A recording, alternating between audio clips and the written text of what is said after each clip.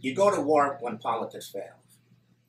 Vietnam was one of the first wars where we tried to do both politics and combat at the same time. I've come to the strong view. I mean, if you're going to go to war, go there, maximum force, and get over it as quickly as possible. The American people are not going to put up with any war that lasts any more than a couple of 3-4 years, if they're going to support it at all. And when you drag out to 10 years and people are dying, I mean, what's the point? And as a result, we lost Vietnam, not because of the military, but because the military was never allowed to do its job.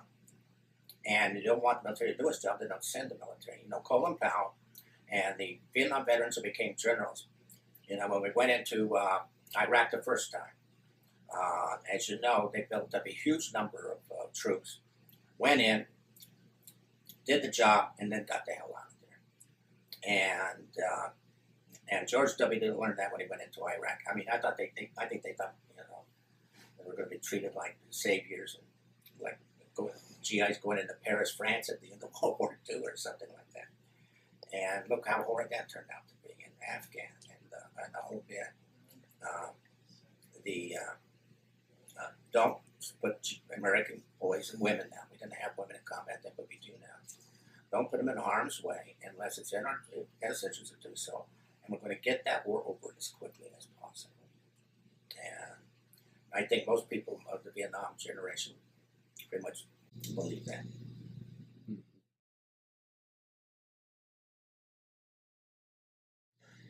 I got politicized. First of all, I'm involved in politics now. For 40 years, I was a Republican political consultant running campaigns and what have you. And but I knew nothing about politics before I went to Vietnam.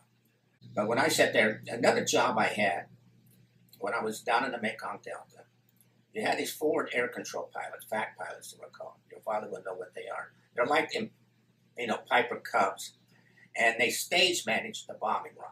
As I showed you, when jets are going in supersonic, they just don't willy-nilly drop bombs, what have you. Somebody has to manage the whole bit. And they're very vulnerable. But they would have smoke rockets that would protect them. If they ever got some ground fire up to them, they would throw a smoke rocket where they think it was coming from. And then one of the jets would come in with napalm or something and just wipe them all out. And so they weren't very likely to take a shot at those planes. But those fact pilots used to come down the Bentway for a 10-day indoctrination course on the war in Vietnam.